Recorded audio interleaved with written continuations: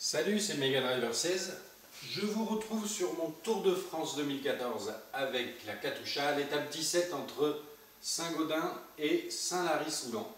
Étape de 125 km avec quelques petits cols, catégorie 1, catégorie 2, là comme on voit, avant montée finale vers Saint-Lary et le plat d'Adé. J'ai oublié de filmer depuis le début, donc on est quand même au début, mais il n'y a pas la petite vidéo d'intro, etc. Et là, Rodriguez, je vais essayer de lui faire remettre les pendules à l'heure, puisque l'étape de la veille, on avait perdu du temps sur les favoris. J'ai quand même pris Spilac là, et je vais m'évertuer encore une fois, essayer de le faire partir en échappée. Attention, quand il est parti. Allez, Spilac qui contre.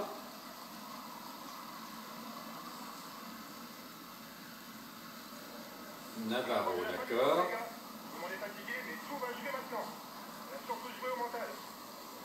Voilà, nous avons Elissonde avec nous, jeune grimpeur de la FDJ. On a passé la minute d'avance. Je vous propose de vous retrouver plus tard pour voir comment ça se développe.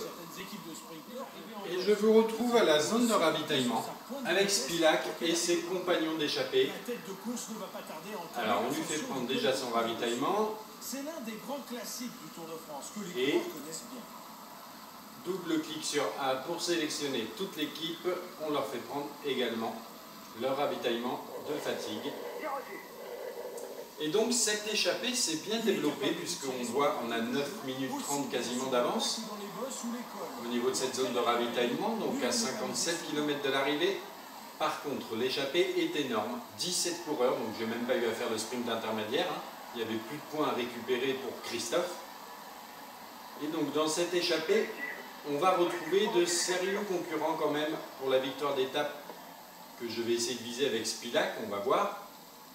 Puisqu'on retrouve en bon grimpeur, hein, on a Esjedal, Serpa, Brajkovic, Andy Schleck dans une moindre mesure, Geesink, Elissonde et Mathias Franck, un petit peu moindre, mais tout de même. Donc on va voir comment ça se développe encore ou pas, cette échappée, est-ce que ça va rouler derrière ou pas. Surveillez quand même que Rodriguez ne se fasse pas distancer par ses principaux concurrents, en particulier Contador pour le maillot jaune. Et on va se retrouver dans le final pour la montée vers Saint-Lary et le plat d'Adé. Et on se retrouve avec Rodriguez à 8 km de l'arrivée à Saint-Lary. Situation de course, j'ai réussi à faire partir Spilac dans la descente qui a pris quelques secondes d'avance sur ses compagnons d'échappée. On voit pour le moment 37.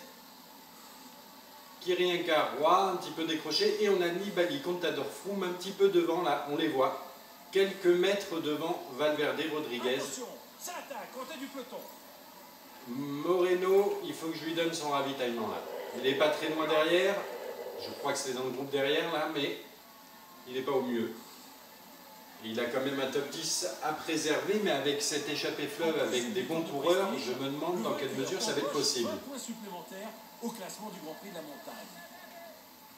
Il faut surveiller bien évidemment Spilac également. Spilac, ouais. Bon allez, déjà on va se mettre en grand plateau là avec Rodriguez. Il faut essayer de revenir sur les favoris. Combien il y a là? Il y a 31 secondes pour Spilac.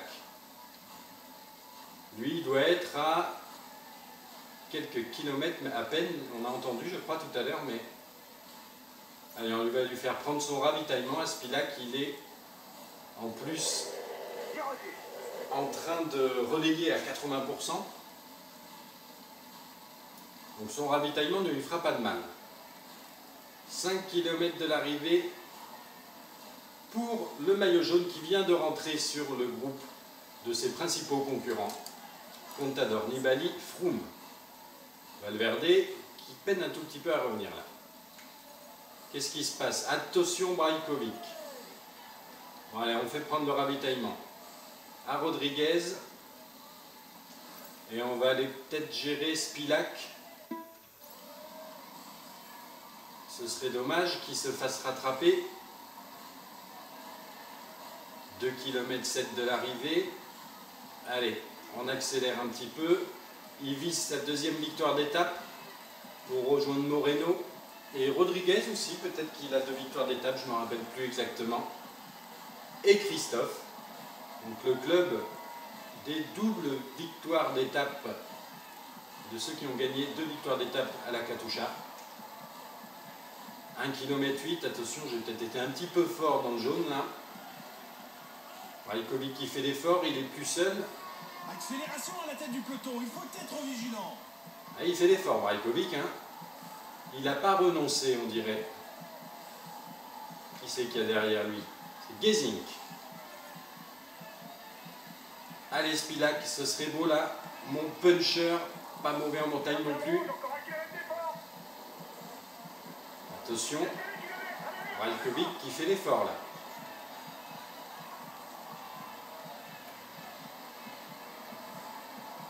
« 500 mètres de la ligne, petite accélération, ça va être bon. »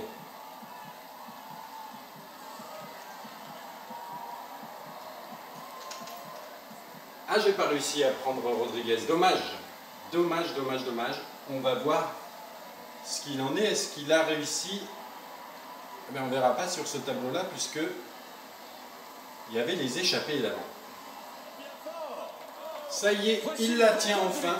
Spilak, mon puncher. Il cherchait sa deuxième victoire d'étape depuis un petit moment. Et ici, à Saint-Lary-au-Plat-d'Adé, ce fut la bonne. Juste devant Brajkovic qui faisait un bon retour. Une échappée fleuve avec du beau monde, mais il a réussi à l'emporter. Le suspense pour le maillot jaune, finalement, c'est bon. On le conserve avec Rodriguez, même si j'ai fait une petite erreur sur le final, je n'ai pas réussi à reprendre la main avec Rodriguez pour le dernier kilomètre. Apparemment, il n'a pas perdu plus de 51 secondes sur Contador dans le final. Il va monter sur le podium pour recevoir son maillot. Le maillot vert pour Christophe. Aucun impact sur cette échappe au niveau maillot vert, aucun sprinter n'ayant marqué de points. Et le maillot à pois, apparemment toujours chez nous. Donc Rodriguez, hein, je ne vois pas trop chez qui pourrait être d'autres. Je suis surpris qu'on ait encore. Joaquim Rodriguez. On va regarder au niveau des tableaux récapitulatifs pour voir, malgré ma petite erreur dans le final, en n'ayant pas réussi à reprendre la main rapidement avec Rodriguez, est-ce qu'il s'est fait décramponner un petit peu? Donc Spilak, dans le même temps que Brajkovic, hein, c'était chaud. Gesink qui revenait bien aussi, les autres étaient un peu plus loin. Et on voit donc, dans les favoris, Froome 4,09, 4,09 pour Nibali, 4,09 pour Declercq, Contador 4,09, Rodriguez 4,09, voilà. Il a réussi à bien se gérer tout seul et à rester avec les bons favoris. Moreno un peu plus loin, j'ai pas pu le gérer autant que je le voulais, mais bon. Qu'est-ce que ça nous donne au niveau du classement général? Donc inchangé pour Rodriguez, toujours 51 secondes devant Contador. Valverde, toujours 3e. Nibali, Froome complète le top 5. Moreno qui ne bouge pas, toujours 8e place. C'est pas mal. Et Spilak qui remonte bien, qui remonte à la 13e place. Intéressant. Et le maillot à pois, oui, j'étais surpris. Bon, il n'y a pas grand écart avec Jansson qui est à 91, Rodriguez 96. Christophe, quelques points devant Kittel, toujours au maillot vert. Pinot en blanc, la Katusha toujours première équipe, la combativité Gauthier. On se retrouve plus tard pour la prochaine étape, la 17e il me semble, 17, 18, 20, 21, non, la 18e étape, pardon.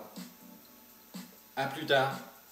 La ligne, petite accélération, ça va être bon.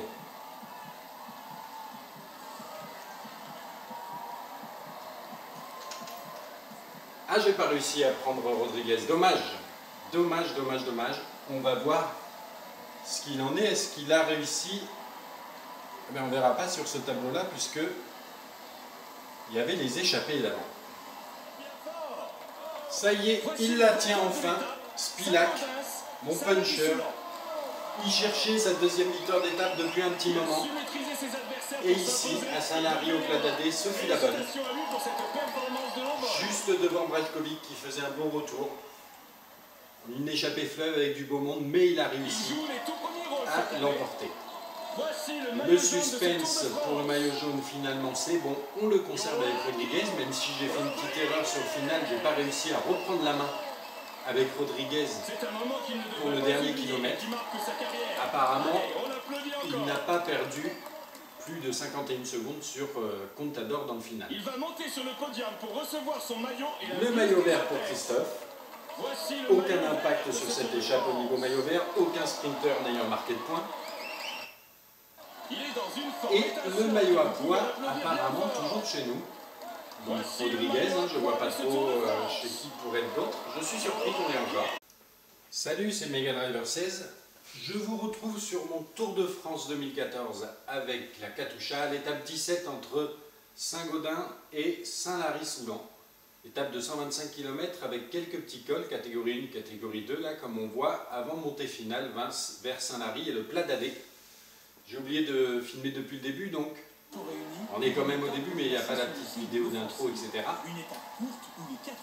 Et là, Rodriguez, je vais essayer de lui faire remettre les pendules à l'heure, puisque l'étape de la veille, on avait perdu du temps sur les favoris. J'ai quand même pris Spilac, là,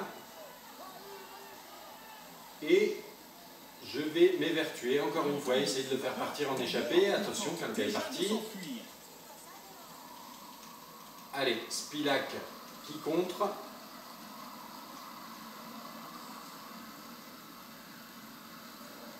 Navarro, d'accord.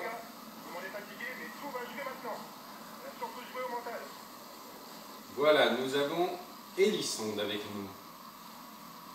Jeune grimpeur de la FDJ. On a passé la minute d'avance. Je vous propose de vous retrouver plus tard pour voir comment ça se développe. Et je vous retrouve à la zone de ravitaillement avec Spilac et ses compagnons d'échappée. Alors on lui fait prendre déjà son ravitaillement. Partir Spilac dans la descente qui a pris quelques secondes d'avance sur ses compagnons d'échappée. On voit pour le moment 37. Kirienka, Roy, un petit peu décroché. Et on a Nibali, Contador, Froome un petit peu devant là, on les voit. Quelques mètres devant Valverde, Rodriguez. Moreno, il faut que je lui donne son ravitaillement là. Il n'est pas très loin derrière. Je crois que c'est dans le groupe derrière là, mais il n'est pas au mieux. Il a quand même un top 10 à préserver, mais avec cette échappée fleuve, avec des bons coureurs, je me demande dans quelle mesure ça va être possible. Il faut surveiller bien évidemment Spilac également. Spilac, ouais. Bon allez, déjà on va se mettre en grand plateau là avec Rodriguez. Il faut essayer de revenir sur les favoris. Combien il y a là? Il y a 31 secondes pour Spilac. Lui il doit être à quelques kilomètres, mais à peine, on a entendu je crois tout à l'heure, mais allez, on va lui faire prendre son ravitaillement à Spilac. Il est en plus en train de relayer à 80%. Donc son ravitaillement ne lui fera pas de mal. 5 km de l'arrivée pour le maillot jaune qui vient de rentrer sur le groupe de ses principaux concurrents. L'un des grands classiques du Tour de France que les coureurs connaissent bien. Double clic sur A pour sélectionner toute l'équipe. On leur fait prendre également leur ravitaillement de fatigue. Et donc cette échappée s'est bien développée puisqu'on voit on a 9 minutes 30 quasiment d'avance au niveau de cette zone de ravitaillement, donc à 57 km de l'arrivée. Par contre l'échappée est énorme, 17 coureurs, donc je n'ai même pas eu à faire le sprint intermédiaire, hein. Il n'y avait plus de points à récupérer pour Christophe. Et donc dans cette échappée, on va retrouver de sérieux concurrents quand même pour la victoire d'étape que je vais essayer de viser avec Spilac, on va voir.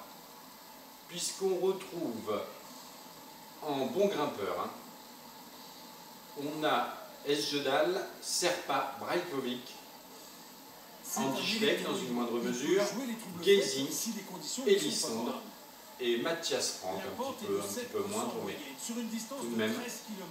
Donc on va voir comment ça se développe encore ou pas, cette échappée, est-ce que ça va rouler derrière ou pas. Surveillez quand même que Rodriguez ne se fasse pas distancer par ses principaux concurrents, en particulier Contador pour le maillot jaune. Et on va se retrouver dans le final pour la montée vers Saint-Lary et le Pla d'Alais. Et on se retrouve avec Rodriguez à 8 km de l'arrivée à Saint-Lary. Situation de course, j'ai réussi à faire leur Nibali Froome. Valverde qui peine un tout petit peu à revenir là. Qu'est-ce qui se passe? Attention Brajkovic. Voilà, on fait prendre le ravitaillement à Rodriguez. Et on va aller peut-être gérer Spilak. Ce serait dommage qu'il se fasse rattraper. 2 km 7 de l'arrivée. Allez, on accélère un petit peu. Il vise sa deuxième victoire d'étape pour rejoindre Moreno. Et Rodriguez aussi, peut-être qu'il a 2 victoires d'étape, je ne me rappelle plus exactement. Et Christophe. Donc le club des doubles victoires d'étape de ceux qui ont gagné 2 victoires d'étape à la Katusha. 1 km 8, attention, j'ai peut-être été un petit peu fort dans le jaune là. Brajkovic qui fait l'effort, il est plus seul. Accélération à la tête du peloton, il faut être vigilant. Ah, il fait l'effort Brajkovic, hein. Il n'a pas renoncé, on dirait. Qui c'est qu'il y a derrière lui? C'est Gesink. Allez Spilak, ce serait beau là. Mon puncher, pas mauvais en montagne non plus. Attention. Brajkovic qui fait l'effort là.